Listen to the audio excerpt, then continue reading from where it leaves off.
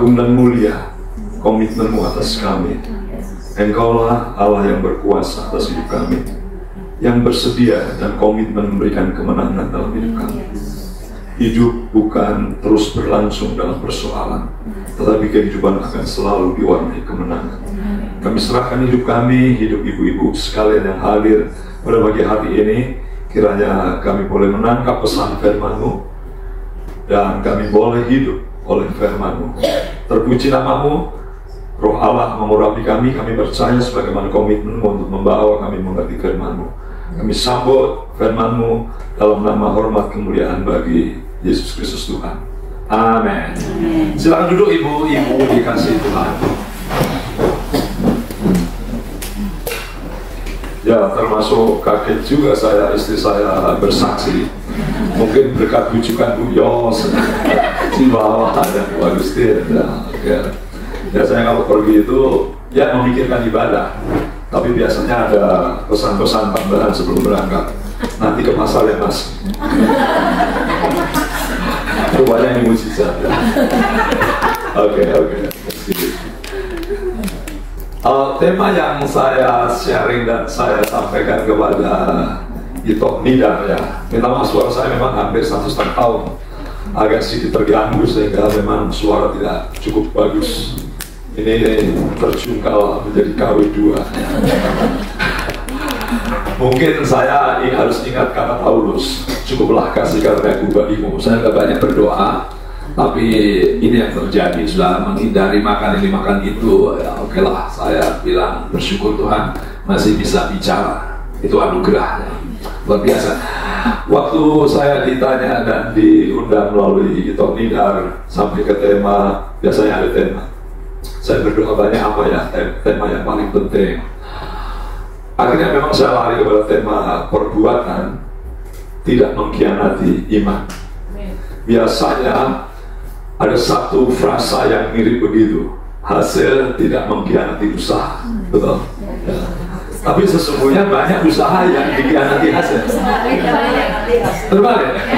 Karena sebenarnya akibat didahului sebab. Secara rumusan yang benar adalah hasil tidak mengkhianati usahanya. Kalau usahanya keras dapat hasil. Tapi sebenarnya itu tidak selalu kena ya. Ada orang berusaha keras, hasilnya nggak dapat ya. Ibu-ibu, waktu dulu berdoa untuk dapat cowok ganteng jadi suami, akhirnya pas-pasan. Tapi tunggu dulu, mami kan ngecek gitu. Jadi rumus hasil tidak mengkhianati usaha itu sebenarnya tidak selalu berlaku. Banyak orang berjuang keras, hasilnya nol ya. Tapi dalam konteks ini, perbuatan tidak mengkhianati iman, saya merasa itu dalil, itu pola yang benar.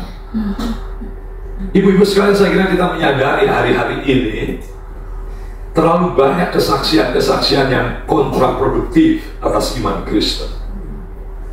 Pada masa COVID, kita terguncang dengan kesaksian kontraproduktifnya Pak Sambo, seorang majelis, seorang mengaku Kristen, tapi begitu sadisnya dalam pembunuhan berencana itu. Kemudian belum lama setelah itu kita mendengar ada seorang hamba Tuhan masih muda bisa mencincang seorang remaja, dibawa ke lift, orang nggak tahu dan ketangkap. Belum lama ini ada seorang hamba Tuhan yang sebenarnya dia maksudnya main pingpong ya. Jadi dia main pingpong hanya bolanya adalah kepala istrinya. Ya betul. Itu pendeta di Sidoarjo. Ya, begitu sadisnya. Dan kemudian saya juga terus bergumul antara apa yang terjadi di tengah-tengah orang Kristen dalam berdialog beragama, melihat agama lain. Ibu-ibu saya kira lihat banget itu di YouTube. Kok orang Kristen menjadi sedemikian ganas juga ketika berdiskusi masalah kepercayaan. Lalu saya mulai kembali mempelajari Alkitab. Apakah benar ada orang beriman sungguh-sungguh, tetapi perbuatannya bisa kontraproduktif? Ya. Kalau orang kelihatan perbuatannya sungguh-sungguh, tapi tidak beriman, bisa terjadi. Itu kemunafikan, betul? Kelihatan sungguh-sungguh, tetapi sebenarnya tidak memiliki iman sungguh-sungguh, bisa terjadi. Itu kemunafikan. Tetapi mungkinkah iman yang sungguh-sungguh tidak melahirkan perbuatan yang sungguh-sungguh? Ya, mungkinkah iman yang sungguh-sungguh dikhianati oleh perbuatan? Saya kok yakin tidak begitu. Firman Tuhan Yakobus pasal 2 ayat 24 sampai 26 menjadi perenungan kita. Yakobus pasal 2 ayat 24 sampai 26. Kalau ibu-ibu sekalian sudah menemukannya, mungkin juga ada yang belum ibu ya. Mohon maaf, ada yang belum ibu? Ada. Oke, ya, ibu dan nona-nona. Karena wanita itu sensi banget ya. Walaupun sudah lanjut, tidak boleh dianggap disebut sudah tua. Maka saya kalau ketemu seorang wanita yang sudah usia, saya lebih menyebut ibu sudah tidak muda lagi daripada sudah tua. Oke, Yakobus, ibu-ibu dan nona-nona, terima kasih. Mari kita lihat Yakobus pasal 2 ayat 24 sampai 26. Jadi kamu lihat bahwa manusia dibenarkan karena perbuatan-perbuatannya, dan bukan hanya karena iman. Dan bukankah demikian juga Rahab, pelacur itu, dibenarkan karena perbuatan-perbuatannya, ketika ia menyembunyikan orang-orang yang disuruh itu di dalam rumahnya, lalu menolong mereka lolos melalui jalan yang lain. Sebab seperti tubuh tanpa roh adalah mati, demikian juga iman tanpa perbuatan-perbuatan adalah mati. Tentu perbuatan di sini adalah perbuatan yang mulia, ya, karena tidak mungkin berarti perbuatan yang jelek. Ibu-ibu yang dikasih Tuhan dan nona-nona jadi jelek ya? Ibu-ibu yang dikasih Tuhan dan nona-nona, ibu-ibu dan nona-nona, oke, kaum wanita yang dikasih Tuhan, oke. Ya, sebenarnya memang surat Yakobus ini surat yang awal-awalnya Martin Luther itu benci sekali dengan surat ini, karena surat ini dianggap sebagai jerami, walaupun sudah jelas ada masuk dalam Alkitab. Mengapa? Karena Martin Luther Calvin terlalu berfokus kepada orang diselamatkan just by faith, hanya oleh iman saja diselamatkan.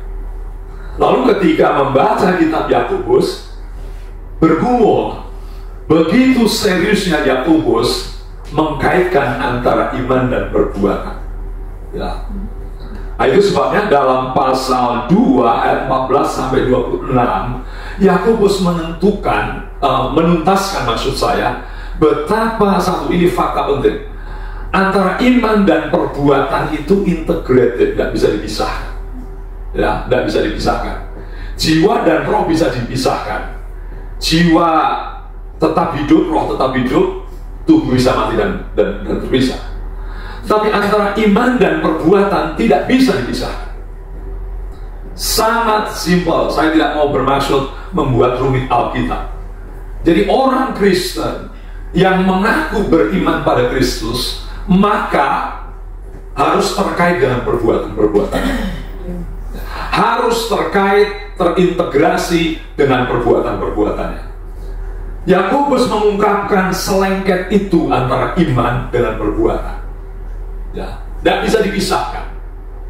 Ya, hari-hari ini kalau kita lihat di YouTube perang antara Roma Katolik dan Protestan begitu mengerikan. Saya bilang, ngeri, makanya saya tidak mau jadi YouTuber. Selain takut tambah uang, ya. Karena begitu dapat 1000 pelanggan itu sudah dapat 3 juta. Ya. Tapi saya tahu banyak orang yang bermotivasi, provokatif untuk dapat duit dan rating. Ya, saya kira itu harus jauh dari pikiran orang Kristen. Saya kembali dari ayat 14 sampai 26. Sedemikian rupa Yakobus memberitahukan ikatan itu. Iman pasti ada ikatan dengan perbuatan. Ya. Kekristenan selalu berbicara tentang iman dan perbuatan. Dan yang kedua, malah penulis membuat penjelasan lebih tegas. Imanmu tentu ya tidak benar-benar atau tidak sejati. Atau boleh saya katakan, imanmu itu benar dibuktikan dari perbuatanmu yang benar. Maka dibilang begini, bahwa manusia dibenarkan karena perbuatan-perbuatannya dan bukan hanya iman. Ini satu gerakan yang clear ya. Jadi imanmu yang sejati akan dibenarkan oleh perbuatan-perbuatan. Walaupun tentu kita tidak bermaksud bahwa keselamatan oleh karena segudang perbuatan. Tetap saya setuju bahwa kita diselamatkan oleh iman. Ya. Tapi begitu lari ke Yakobus, iman itu iman yang tidak mungkin, tidak bisa tidak melahirkan perbuatan-perbuatan mulia. Nah, karena iman yang benar dikonfirmasi oleh perbuatan-perbuatan yang benar. Ya, sebenarnya memang iman itu bisa disebut sebagai gerakan dalam batin berkaitan dengan Tuhan Allah. Ya. Saudara, jangan terpesona dengan orang mengaku Kristen. Saya berkali-kali katakan, keluar masuk gedung gereja, sering ikut KKR, saya tidak terlalu terpesona, walaupun saya tidak bermaksud jangan adakan KKR, jangan adakan pertemuan di gereja. Saya tidak bermaksud itu. Saya mau katakan bahwa kekristenan porosnya ada pada iman kepada Kristus. Tetapi iman itu tidak kelihatan. Sesungguhnya sangat misteri. Saya sudah ditanya begini, Pak, kok ada orang sudah puluhan tahun tiba-tiba dia meninggalkan kekristenannya? Kemudian ada juga orang bilang, Pak, ini luar biasa loh, di gereja, di persekutuan, dimanapun dia bertemu orang, sangat luar biasa. Oke. Saya mau bilang begini, perbuatan yang baik memang bisa saja menyelimuti kemungkinan tidak beriman. Tetapi iman yang sejati sebenarnya tidak mungkin tidak melahirkan perbuatan yang baik. Clear kan? Ya. Ini menarik sekali. Jadi Yakobus, saya juga bingung, bukan bingung akhirnya 14 bingung. Waktu saya membaca, mengapa ya dipakai contoh Abraham? Mengapa dipakai contoh Rahab, bukan yang lain? Apakah tidak ada tokoh yang lain, khususnya Rahab, dalam sejarah Israel, tentang bagaimana hidupnya menunjukkan perbuatan-perbuatannya, iman hidupnya menunjukkan perbuatan. Kalau Abraham kan sudah jelas ya, tokoh beriman, dan persoalan imannya terkait dengan ketika mengorbankan anaknya. Ini saya kan tidak kebetulan ya.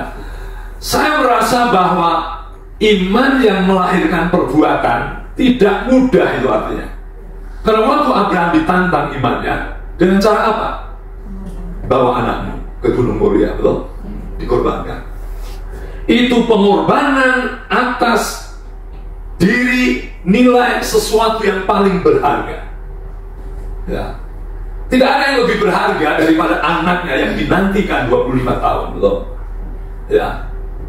Tidak ada yang lebih berharga, ya, Opa, ada yang lebih berharga, istrinya ya pasti. Tetapi dalam konteks kepemilikan berdua, suami istri kan anak. Ya, tidak ada yang lebih berharga dari miliknya suami istri kecuali anak. Ditunggu lama, bahkan si Sarah pun sampai terjadi tragedi putus asa menanti janji. Udah nikahin itu si siapa? Ya, Nona Hagar itu. Coba seandainya nyeleweng, betul nggak? Ya. Ini sebenarnya saya harus khotbah di antara tidak hanya ibu-ibu, bapak-bapak juga. Ya. Jadi kalau sampai terjadi penyelewengan, saya bilang, saya nggak main-main, saya bilang. Kalau kamu, apalagi yang berbuat tidak setia ya, kalau kamu sampai meninggalkan pasanganmu, mohon maaf, saudara juga mendoakan saya, betul, istri saya. Karena perjuangan terberat bagi kami bukan berkhotbah, melayani istri, melayani anak, itu berat sekali. Nah, tidak terlalu sulit bagi saya menyampaikan firman Tuhan dengan belajar, tetapi menghidupkan iman itu tidak mudah. Makanya saya bersyukur kalau istri saya mendamping saya. Ya, itu artinya bahwa perjuangan itu selalu duet, tidak hanya di dapur. Betul nggak? Tidak hanya di mall. Ya. Saudara jangan dilihat istri saya, dia grogi. Ya. Kalau saya dilihat makin menantang. Ya, itu namanya saling melengkapi. Jadi Abraham dipilih untuk menjadi teladan antara iman dan perbuatan. Perbuatan yang mulia apa? Mengorbankan anak. Jadi saya mau katakan, ibu yang dikasih Tuhan dan orang-orang dikasih Tuhan juga, perbuatan-perbuatan mulia pasti lahir dari iman sejati. Dan perbuatan-perbuatan mulia itu pasti penuh pengorbanan. I believe it. Saya percaya. Yang saya layani belakangan ini, saya senang melakukan pelayanan pribadi dengan teman saya. Oh, terlalu banyak teman-teman ibu-ibu dan orang-orang. Terlalu banyak keluarga broken. Ya. Terlalu banyak. Andaikan saya itu konselor wanita, mungkin air mata saya tertumpah terus. Ya, mungkin karena saya konselor laki-laki ya, sehingga agak lebih tahan. Ya. Jadi begitu banyak persoalan dan yang saya temui bukan orang tidak percaya, orang yang puluhan tahun keluar masuk mengaku menjadi Kristen, orang yang puluhan tahun pernah juga menjabat sebagai seorang majelis. Ya. Saya menjadi bertanya, Tuhan, memang benar, pastilah perbuatan-perbuatan mulia itu keluar dari iman sejati, tapi perbuatan mulia itu penuh pengorbanan. Ya. Lalu lihat contoh kedua siapa? Rahab yang dipakai. Saya acungin jempol ini, pelacur ini. Ya. Bukan memuji praktek pelacurannya, ya. Jangan salah ya. Tetapi iman. Dia pasti mendengar tentang Israel, Yahweh Israel, dan mendengar dan kemudian menemui spionase 12 pengintai itu untuk masuk. Dan dia langsung berani mengatur keselamatan para pengintai itu. Itu resikonya besar. Saya yakin kalau sampai ketahuan dia menyelamatkan para pengintai itu, wah, pasti dirajam batu. Bahkan perilakunya saja sudah cukup layak. Dan resikonya adalah 30-an raja-raja di Kanaan itu hancur gara-gara iman dia. Luar biasa, saudara. Jadi saya nggak tahu mengapa dipilih pelacur ini. Saya kira ada beberapa yang patut kita pelajari. Jelas pengorbanan. Kedua, ternyata iman yang luar biasa itu merubah hidupnya. Dari pelacur menjadi orang yang beriman pada Yahweh, lalu masuk dalam daftar sejarah Yesus Kristus. Artinya iman sejati tidak hanya pengorbanan, tetapi juga merubah hidup. Jadi kekristenan adalah persoalan perubahan hidup radikal karena iman yang sungguh-sungguh. Ya. Kekristenan persoalan bahwa pastilah perbuatan yang mulia lahir dari iman sejati, penuh pengorbanan, penuh warna kehidupan yang radikal. Kesaksian sedikit, saya kira memang saya ini kalau tidak sampai berjumpa Yesus betul-betul, mungkin saya juga anak pendeta yang bisa mimpin pemalakan. Ya, minimal otaknya matematika digunakan untuk kejahatan. Ya. Ada satu hamba Tuhan teman saya bilang begini, Pak Mika ini tidak pernah berbuat dosa, mulus hidupnya, ya, senyumnya tumbuh. Yang hebat itu yang bisa menyelimuti kejahatan dengan senyum manis. Betul kan? Betul? Kalau yang jahat, senyumnya nyinyir, itu berarti belum mulus senyumnya. Itu masih mending, walaupun saya tidak bicara ada dosa mending. Ya, saya bilang, aku belum tahu. Waktu saya di SMA, kalau saya tidak bertobat dan tidak diubah Tuhan Yesus, mungkin saya masuk ke farmasi bablas meracik obat-obat berbahaya. Ya, saya juga nggak tahu mengapa hidup saya berubah. Karena sebagai anak pendeta yang tidak bertobat bisa lebih jahat daripada anak orang biasa yang tidak anak pendeta. Umum ya, saya kira ini semua gambaran. Biasanya anak yang paling bandel itu dua. Kemungkinan anak hamba Tuhan, imam besar, ya sebenarnya Kristen saja ya.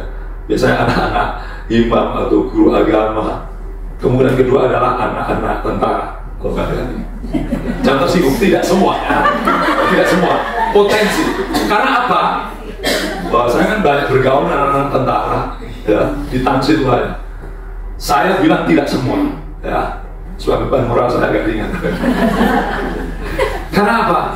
Dihajar bisa, di kapal bisa, kamu harus kasih contoh. Kenapa? Sudahlah, profesi lain yang potensi anak-anaknya bandel adalah anak-anak pendeta. Betul? Ya jujur saja lah, saya kira saya bukan tidak mau munafik, lebih baik ngaku dosa daripada mengelakui dosa. Betul? Ya, disamar, mungkin di BPK Penabur, ya, betul. Saya nggak malu kok. Itu anak Pak Mika dulu bandel, yes, betul. Tapi syukurlah, yang paling penting sudah meninggalkan kebandelannya. Ya, sebelum meninggal itu paling penting. Ya, bersyukur juga. Saya nggak tahu juga, saya mau jadi hamba Tuhan. Jadi kalau temannya dulu ketemu, kamu jadi pendeta, kamu jadi pendeta. Nggak sangka. Sama teman-teman saya juga bilang begitu. Kamu loh, bisa-bisanya jadi pendeta. Dia nggak tahu pelacur Rahab menjadi alat Tuhan. Amin. Jadi yang terakhir, jadi pasti iman lengket dengan perbuatan. Ini sebenarnya overlap, hanya saya ingin tegaskan. Kemudian perbuatan yang benar pasti konfirmasi atas iman yang benar. Jadi benar saudara diselamatkan hanya oleh iman. Ya, perbuatan saudara tidak andil untuk keselamatan, tetapi perbuatan saudara mengkonfirmasi keselamatan iman. Maka dibilang di ayat 26, sebab seperti tubuh tanpa roh adalah mati, demikian juga iman tanpa perbuatan adalah mati. Jadi iman yang memberikan jaminan saudara sekalian, ibu-ibu dan orang-orang masuk surga adalah iman yang hidup, bukan plus perbuatan. Tetapi iman yang hidup ini pasti melahirkan perbuatan. Agak-agak sedikit kisruh ya, tapi jelas. Jadi kalau kita berkata hanya oleh iman diselamatkan, mestinya iman ini iman yang hidup, iman. Dan iman yang hidup itu pasti melahirkan perbuatan-perbuatan mulia. Ya. Bukti bahwa tumbuhan itu hidup, saudara tidak usah cari nyawa tumbuhan di mana. Saudara tidak usah cari satu sama lain, kamu itu hidup atau enggak. Saya kepengen tahu nyawamu. Tidak usah, lihat perbuatan saya, lihat gerakan saya. Demikian juga iman. Ya. Pada akhirnya saya turun kepada tantangan kita. Mari ibu-ibu dan orang-orang sekalian, ini tantangan kita. Ada banyak orang-orang Kristen di gereja di tempat kita berada. Mulai waktunya kita mungkin mengecek suami kita, anak kita. Ya, saya juga terus bertubi-tubi menanyakan kedua anak kita, karena saya juga kadang cemas. Ya, jangan ragu-ragu, jangan sungkan-sungkan waktu malam dengan anaknya drop up itu diam sebentar, tinggalkan HP, ngobrol saja. Ya. Nah, kamu dengan Yesus itu apa bagimu? Saya sekarang makin tidak terganggu, ada Katolik, ada Kristen ini, Kristen itu, Ortodok apapun. Saya lebih berkepentingan menyentuh hatinya. Apa kamu mengalami perjumpaan Yesus secara pribadi? Siapa Yesus bagimu? Ya, kalau sampai dia berkata, aku beriman pada dia, karena dia memberikan hidup kekal, menanggung segala dosa-dosaku, maka aku mengimani dia. Ada mudah, artinya kekristenannya sampai kepada core point iman. Tapi kita harus yakin, benar kamu beriman pada dia. Karena kalau dia beriman, roh Allah ada dalam hatinya, maka melahirkan buah-buah. Betul? Sebenarnya perbuatan baik ini pun bukan usaha kita, tapi itu kuasa kehidupan. Jadi iman itu nyawa. Orang yang beriman sejati berarti punya nyawa untuk melahirkan perbuatan-perbuatan mulia. Itu sebabnya jangan kaget waktu di Matius pasal 7 berkata, Tuhan, aku menyembuhkan demi nama-Mu, aku melakukan mujizat demi nama-Mu, aku bernubuat demi nama-Mu. Tuhan bilang apa? No. Nah, aku tidak mengenal Engkau. Karena dari buahnya, ya kalau disebut buah mangga, nggak muncul mangganya. Jadi sangat hati-hati kita memandang kehidupan dan menjalani kehidupan ini. Ya, ini artinya tantangan bagi kita hari-hari ini. Kembali melakukan pemurnian, bukan berarti mungkin belum beriman sungguh-sungguh, cek Richard ya. Karena bagi saya, orang yang mengalami pembaharuan dalam Kristus, harga dirinya itu awal dari sebuah hubungan. Saya membimbing pernikahan, saya selalu mulai dari masing-masing. Siapa kamu dalam Yesus? Kamu berharga enggak? Kamu merasa diampuni enggak? Kalau kamu belum mengalami perjumpaan dengan Kristus, imanmu sejati, dan kamu belum mengalami dihargai dan berharga, jangan coba-coba menikah. Wah, pemikiran sadis banget. Bukan sadis ini, demi kemuliaan pernikahan. Kalau kamu sudah merasa terampuni, kekuranganmu terampuni, kamu berharga, potensi kamu menghargai pasanganmu, potensi kamu memaklumi pasanganmu, potensi kamu mati-matian bagi pasangan. Jadi itu paling basic ya. Saya berani mengingatkan waktu dibimbing pernikahan ya. Rata-rata pernikahan bimbingannya cocok enggak? Oh, beda karakter, beda makan. Ini makannya tiwul, ini makannya burger ya. Bisa terjadi ya, karena memang perkelahian itu bisa terjadi hal-hal sepele ya. Tetapi kalau imannya sejati, hal-hal yang complicated pun bisa diatasi. Saya ulang ya. Kalau belum mengalami pembaharuan dalam dirinya, iman yang sejati nanti tidak mungkin mengeluarkan perbuatan mulia. Ya. Dan bahkan perkara kecil pun orang bisa berpisah. Kenapa kamu berpisah? Ada prinsip yang gak cocok, padahal mungkin masalah hobi. Yang satu pengen mancing ke laut, yang satu pengen di rumah melukis. Memang bisa gak ketemu? Aduh, kita ini jarang ketemu ya.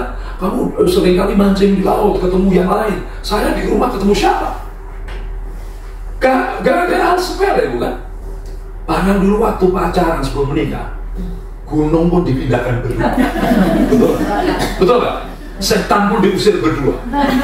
Sekarang kucing kecil pun bisa menghancurkan. Tapi saya yakin, saudara, iman yang sejati tidak pernah dikhianati oleh perbuatan-perbuatan mulia.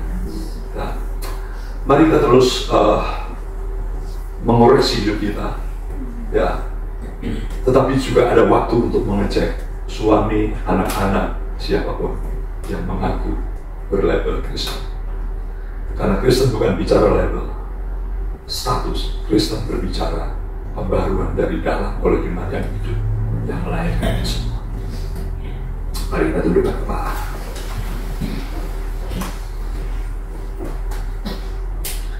Mari kita ambil waktu sejenak. Apa sudah sinkron hidup kita hari ke hari, tidak mengkhianati iman kita, atau malah kemungkinan iman kita bukan iman yang sejati, sehingga tidak ada kuasa dan dorongan melahirkan perbuatan-perbuatan mulia. Mari kita berdoa untuk orang-orang di sekitar kita, orang-orang yang dekat dengan kita, siapapun mereka. Kiranya mereka mengalami perjumpaan sejati dengan Kristus dan mengalami iman yang hidup. Bapak, terima kasih. Kami bersyukur hanya oleh iman kami diselamatkan. Tapi kami lebih bersyukur juga bahwa iman yang hidup tadi akan pasti melahirkan perbuatan karya-karya mulia. Dan tidak mungkin perbuatan-perbuatan mulia tidak muncul dari iman sejati. Jamah setiap suami dari ibu-ibu di tempat ini, bahkan calon-calon suami dari nona-nona di tempat ini, bahkan anak-anak cucu-cucu kami, kiranya mereka boleh mengalami perjumpaan iman sejati dan tanpa disuruh, tanpa dibentak, melahirkan perbuatan-perbuatan mulia. Terpuji namamu dalam nama Tuhan Yesus Kristus. Kami bersyukur, bangga, bersukacita. Tuhan memberkati setiap ibu di ruangan ini dan nona-nona di ruangan ini. Haleluya. Amin. Jangan lelah bekerja di ladangnya Tuhan. Roh Kudus yang beri kekuatan, yang mengajar dan menopang. Tiada lelah bekerja bersamamu Tuhan, yang selalu mencukupkan akan segalanya.